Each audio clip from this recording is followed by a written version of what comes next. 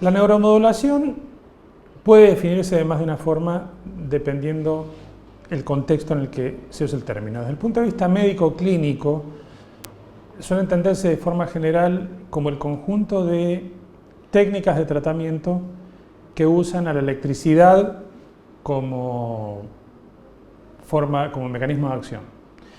Con alguna excepción, suele incluirse dentro del término neuromodulación también a los aparatos que usan una entrega directa del fármaco, de la droga, al sistema nervioso central utilizando una bomba o un catéter con una bomba asociada que suele implantarse o bien en el abdomen o bien en la espalda.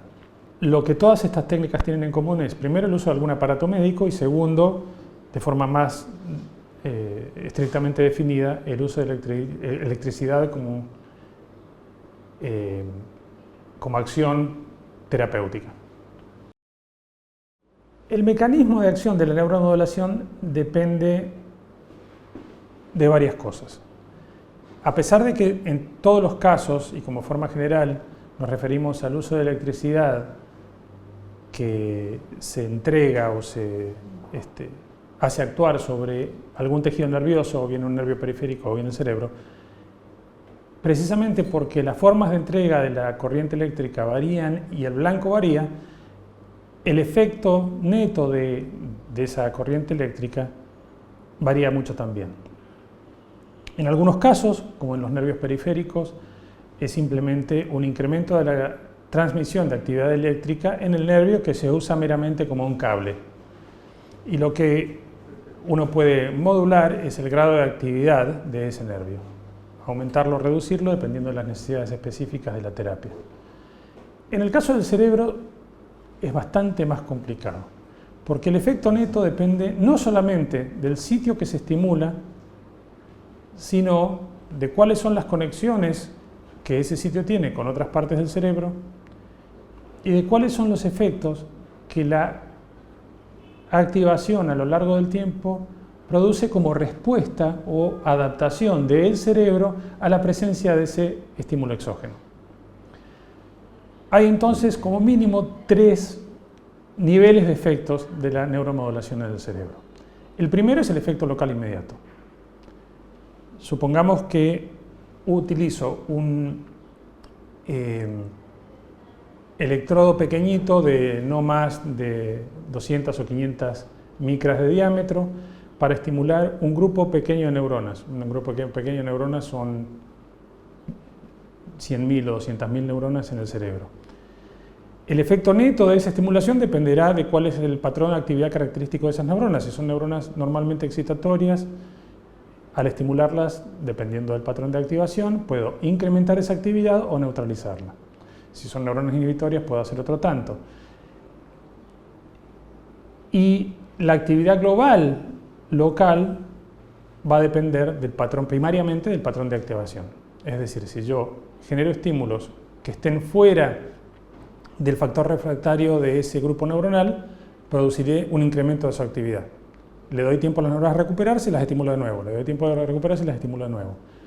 Si mis estímulos están consecutivos y más cerca que el periodo refractario de ese grupo neuronal, produzco inhibición. Porque estimulo, la primera vez incremento la actividad, pero vuelvo a estimular antes de que las neuronas se recuperen, produciendo depolarización persistente e inhibición. Resumiendo entonces, el efecto local depende primariamente de la actividad natural de las neuronas, pero secundariamente y mucho más importante, quizá desde el punto de vista terapéutico, del patrón de activación. Pero las neuronas no viven en soledad, están asociadas a otras estructuras dentro del cerebro. Y el efecto de la neuroestimulación, terapéuticamente hablando, dependerá no solo de del efecto local, sino también del efecto distal de ese grupo de neuronas sobre sus estructuras asociadas. Si normalmente mi patrón de activación local es un exceso de actividad, como en el caso del núcleo subtalámico en la enfermedad de Parkinson, la reducción de la actividad local puede resultar en un incremento de la actividad cortical en la corteza premotora, por ejemplo, que es de hecho lo que sucede. o una reducción de la actividad cortical en la corteza dorsolateral prefrontal, dependiendo del patrón exacto de conexiones. Pero eso no es todo. Además de eso, la persistencia de la estimulación a lo largo del tiempo hace que el cerebro se acomode. El cerebro es un órgano plástico. Y la presencia de neuroplasticidad a lo largo del tiempo modifica el efecto neto de mi estimulación. Esto es particularmente importante en el caso de, por ejemplo, el tratamiento de la depresión, en el que, según el consenso de la mayoría de los científicos en este momento, la enfermedad depende de una pérdida de la capacidad de neuroregeneración del hipocampo. Y el efecto terapéutico de la estimulación no es ni el efecto local inmediato, ni el efecto distal, que se sigue casi inmediatamente después, sino la respuesta neuroplástica del circuito cerebral asociado a lo largo del tiempo, que es lo que justifica que el tratamiento lleve 3 o 4 semanas en producir su efecto terapéutico.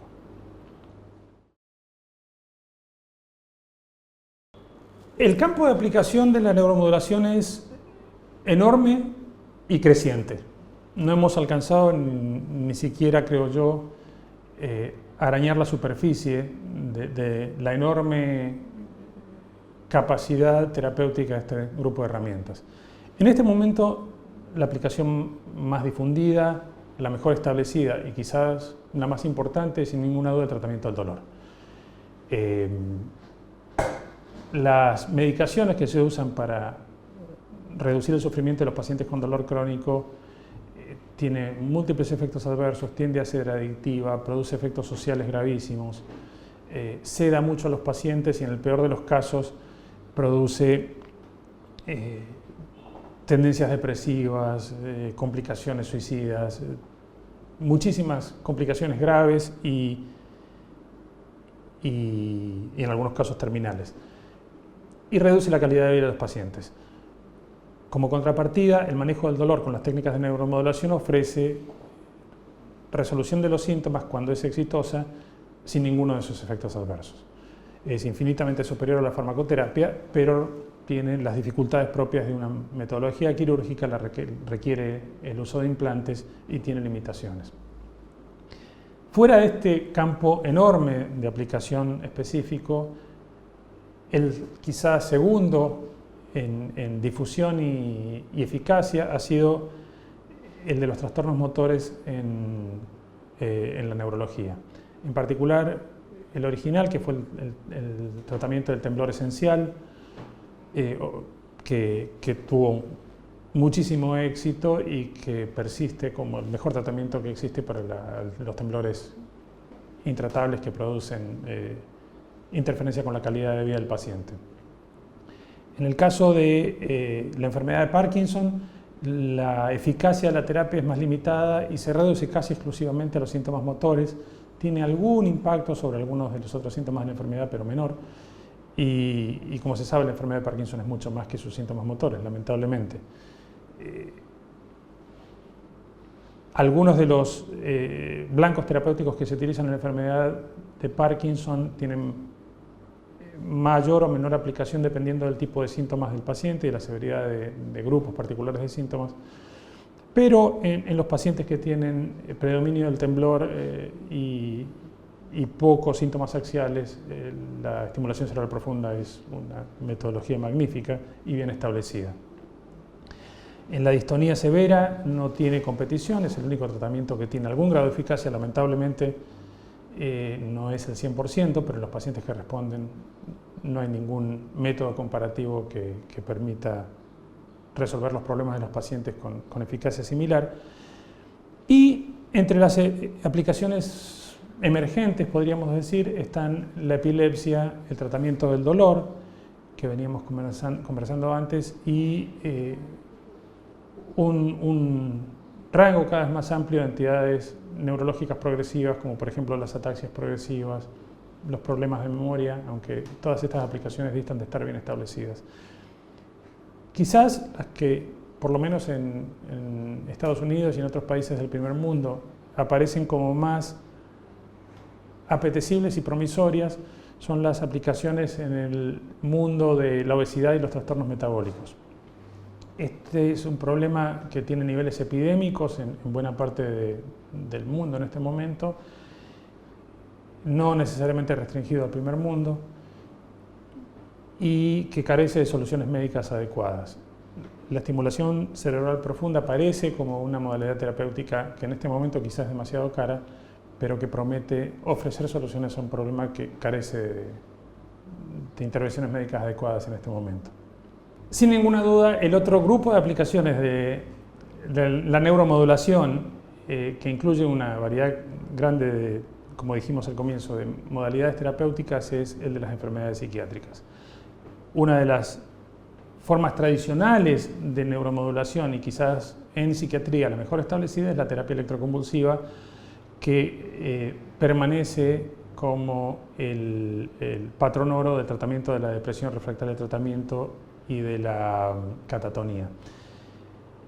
Tiene enormes dificultades de implementación, hay países en los que está o bien prohibida o bien muy limitada, y requiere un ambiente hospitalario para su implementación, requiere anestesia y tiene efectos adversos con su uso crónico que precluyen a muchos pacientes para la elección de este tratamiento. Como consecuencia de esto existe un interés creciente en el desarrollo de terapias de neuromodulación alternativas que permitan evitar los efectos adversos de la terapia electroconvulsiva. El número es creciente: la terapia de la estimulación eléctrica directa, la terapia de estimulación transcranial magnética, la estimulación del nervio vagal, la estimulación del nervio trigémino. Hay una cantidad enorme de variantes de neuromodulación terapéutica que tienen algún grado de documentación como alternativas para el tratamiento de las enfermedades psiquiátricas. Sin ninguna duda, la estimulación cerebral profunda está entre las opciones posibles para los pacientes que carecen de ningún otro tratamiento, y ha habido ensayos clínicos controlados, por ejemplo, el tratamiento del trastorno obsesivo compulsivo severo, algunos datos sobre el trastorno de la psicosis intratables, algunos datos, por supuesto, sobre el tratamiento de la depresión. Existe también algún interés en este momento en el desarrollo de técnicas de tratamiento usando neuromodulación que permitan reducir las recaídas en los trastornos de abuso de sustancias. El horizonte de las terapias de neuromodulación continúa expandiéndose. Y esto obedece por lo menos a dos razones en algún grado autónomas entre sí. Por un lado, hay una necesidad y una disponibilidad tecnológica de refinar la forma en que se hace llegar la corriente al tejido nervioso y de reducir la cantidad de tejido estimulado, aumentando también la precisión de los blancos terapéuticos. Hay un enorme desarrollo industrial en este momento en los Estados Unidos, en parte apoyado por el gobierno federal de los Estados Unidos a partir de una iniciativa presidencial que se conoce por unas siglas, las siglas BRAIN, pero cuyo objeto es el desarrollo de tecnologías nuevas que permitan el registro de la actividad cerebral con mayor precisión temporal y espacial, y la entrega de electricidad como forma terapéutica de neuromodulación también con mayor precisión espacial y temporal, y quizás en un número mayor de sitios de forma simultánea. Los resultados de esto los vamos a conocer quizá en 5 a 10 años, pero por el momento hay un interés definitivo en aumentar el número de aparatos, de electrodos, la capacidad de definición, la capacidad de registro y estimulación simultánea, la capacidad de incrementar la precisión de las formas de tratamiento. Por otro lado, y en una dirección paralela, hay un aumento quizás igual de grande del modo de terapias de uso externo. La forma en que la electricidad se hace llegar al cerebro a partir de aparatos externos pasó de ser exclusivamente a partir de la terapia electroconvulsiva a ser terapia electroconvulsiva más terapia transcranial magnética, esas dos combinadas con corriente continua, esas dos combinadas con otras formas de estimulación semejantes o que combinan algún aspecto de las tres, como por ejemplo la estimulación por convulsiones generadas a partir de un magneto, de un imán. Estas dos tendencias se asocian con un interés creciente en el uso de terapias autónomas. La idea central detrás de este horizonte tecnológico es que uno debería no depender de la presencia física de un médico para poder ajustar el tipo de neuromodulación a las necesidades del paciente. Y que uno debería poder registrar de forma automática la desviación de la actividad normal cerebral y corregirla también de forma automática utilizando un programa inteligente, por decirlo de algún modo. Este tipo de neuromodulación con circuito cerrado es el objeto principal de uno de los proyectos apoyados por el gobierno federal en este momento en Estados Unidos, que se llama SubNets. Y los europeos tienen proyectos análogos, me refiero a los Estados Unidos porque son los que conozco mejor. El tercer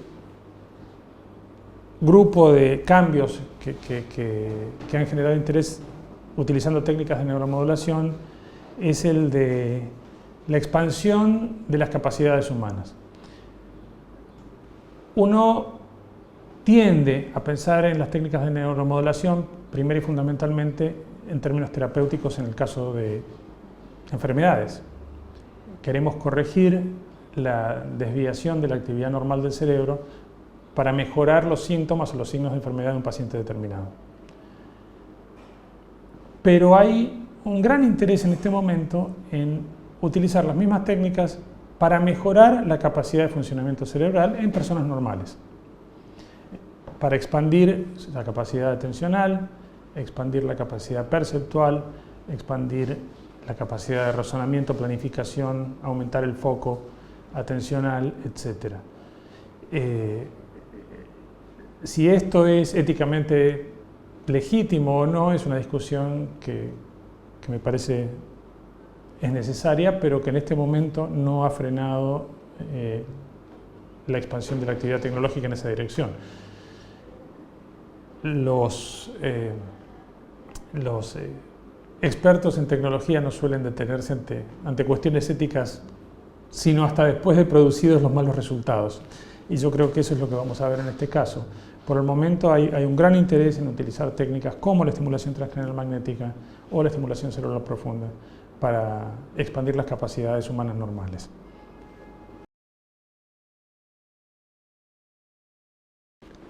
Como decíamos antes, la neuromodulación se asocia a una reacción del cerebro que forma parte del mecanismo de acción de la terapia.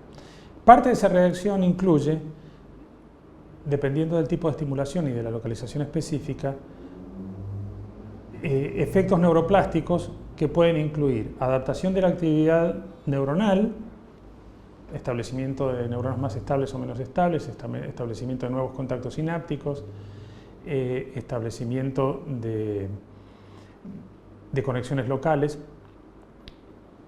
Pero además, en algunos contextos, y específicamente en el contexto de la depresión, incluye generación de neuronas nuevas en los sitios en que el cerebro retiene esa capacidad en el adulto, que son el área subventricular y el giro dentado del hipocampo, primariamente. El bulbo olfatorio es el tercer sitio, pero carece de importancia terapéutica. La pregunta que surgió casi inmediatamente cuando se comenzó a hacer neuromodulación es si, en el caso de la enfermedad de Parkinson, es si la estimulación cerebral profunda iba a producir, directa o indirectamente, un efecto neuroplástico que facilitase la recuperación de los pacientes, posibilidad número 1, o redujese la progresión de la enfermedad, posibilidad número 2. En el primer caso sería neuroplasticidad de forma protectora, o más que protectora, de forma correctora del problema patogénico. En el segundo caso sería simplemente neuroprotección.